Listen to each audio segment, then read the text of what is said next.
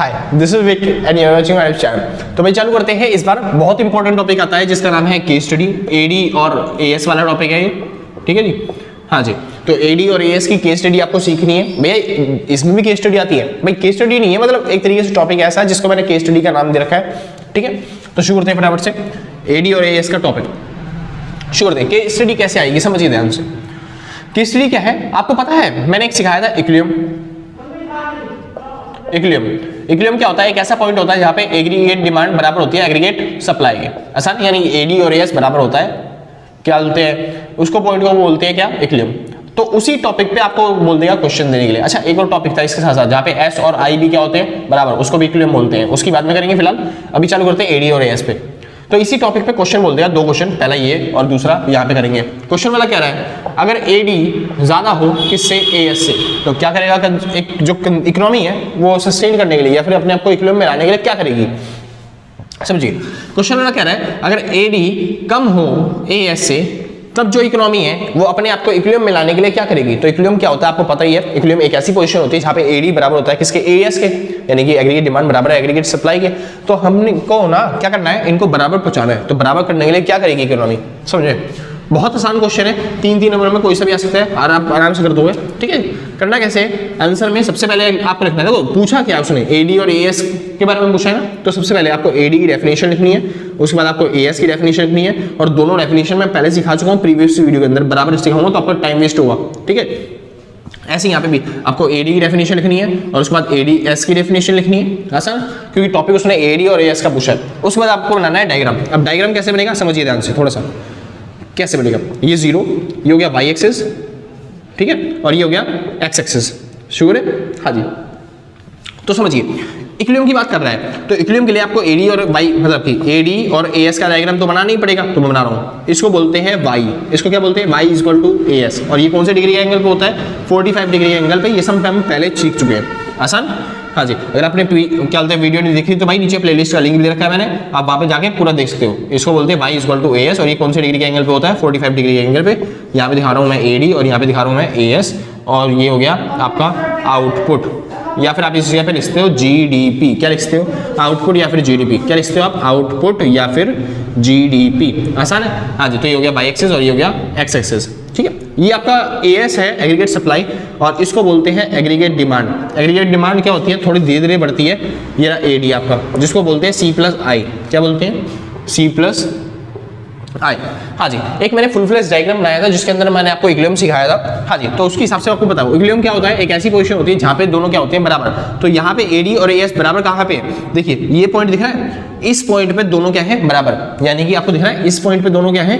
बराबर है। तो ये पॉइंट बन जाते हैं हमारे इक्विलिब्रियम के पॉइंट, यानी कि जहाँ पे एग्रीगेट डिमांड बराबर होता है एग्रीगेट सप्लाई के, ठीक है। यानी हर इकोनॉमी चाहती है कि वो कहाँ पे हो? इक्विलिब्रियम पे हो, इस पॉइंट पर हो। श्योर है? हाँ जी। अब समझिए ध्यान से हुआ क्या।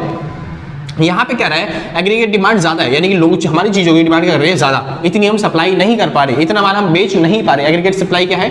कम है। सिंपल बात है, हमारी लोग ना हमारी चीजों की डिमांड ज्यादा कर रहे हैं और हम इतनी चीजें नहीं बेच पा रहे। सोचिए फॉर एग्जाम्पल के तौर पर ऐसा हो गया, जैसे मैं पढ़ा रहा हूँ यहाँ पे वीडियो बना रहा हूँ ना, तो लोग मेरे से ट्यूशन पढ़ने के लिए मरे जा रहे हैं, मेरे से ऑनलाइन क्लासेस लेने के लिए मरे जा रहे हैं। मतलब लोग कह रहे हैं हमको पढ़ना है तो विवेक भाई से ही पढ़ना है, ठीक है भाई। हाँ जी, कुछ ऐसा हो रहा है ठीक है। तो लोगों ने भीड़ जमा कर दी है, बाहर खून खच्चर हो जा रहा है, पूरी गली नाकाबंदी कर रखी है कि भाई हमें पढ़ना है तो विवेक भाई के पास ही पढ़ना है, और मेरे पास सेंटर नहीं है। ये ऐसी परिस्थिति है, ठीक है।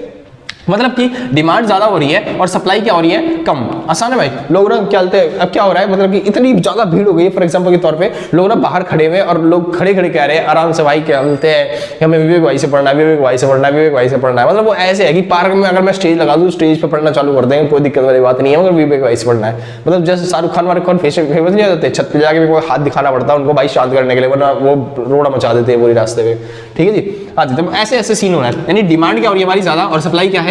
कम।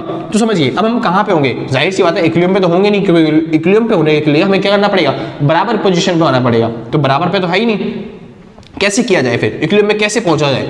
तो समझिए अब ध्यान से इक्विलिब्रियम में कैसे पहुंचा जाए। अभी डिमांड क्या है हमारी? ज्यादा, और सप्लाई क्या हो रही है? कम। तो डिमांड ज्यादा होने का चांस क्या है? डिमांड कब ज्यादा होती है? सोचिए कौन सा एरिया ऐसा है, मतलब एक तो ये वाला एरिया, एक ये वाला एरिया, कौन से एरिया ऐसा है जहां पे डिमांड ज्यादा है और सप्लाई क्या है? कम। देखिए डिमांड मतलब एडी, डिमांड ज्यादा है तो एडी का डायग्राम ऊपर है, ये वाला एरिया दिख रहा है भाई, इसमें देखो ये लाइन दिख रही है, हाँ जी। ये डायग्राम किस चीज का है, एडी का, और ये वाला डायग्राम किसका है, एएस का।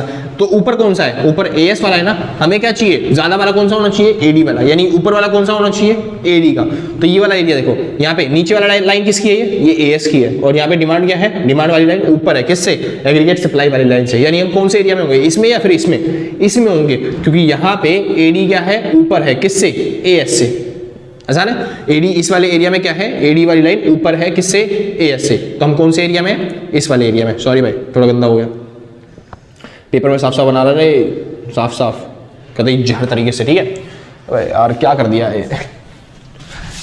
हाँ जी शुरू है दोबारा से।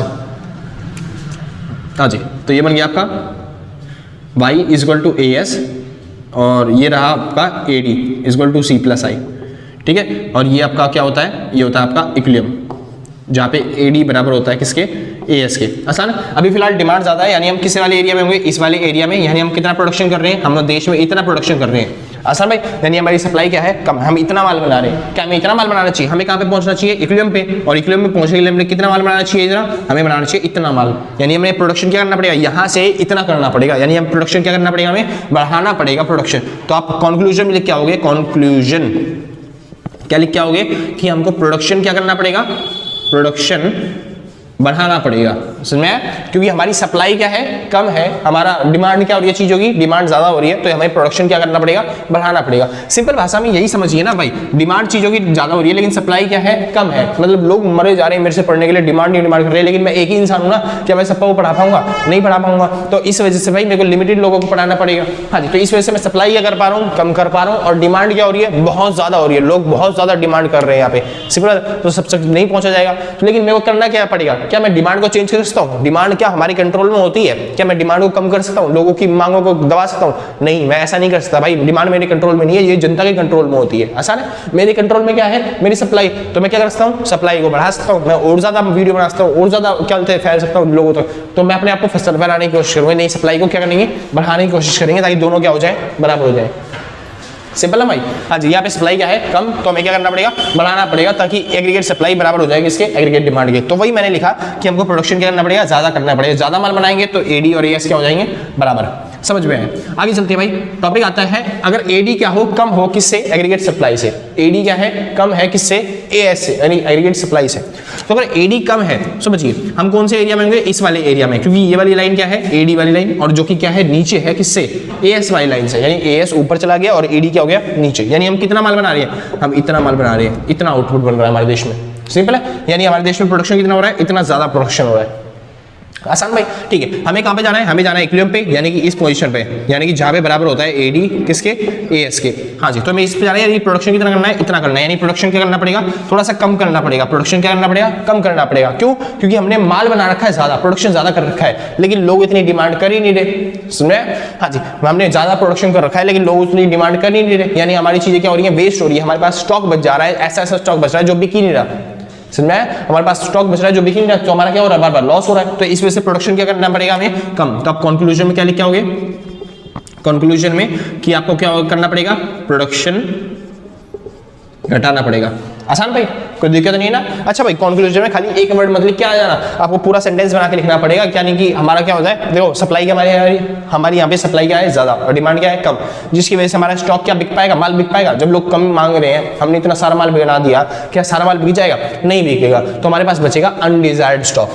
ठीक है भाई, देखिए स्टॉक दो तरह के होते हैं। स्टॉक कितने तरह के होते हैं, दो तरह के, एक होता है डिजायर्ड, एक होता है डिजायर्ड स्टॉक। कौन सा स्टॉक, डिजायर्ड स्टॉक। एक होता है अनडिजायर्ड स्टॉक, ठीक है।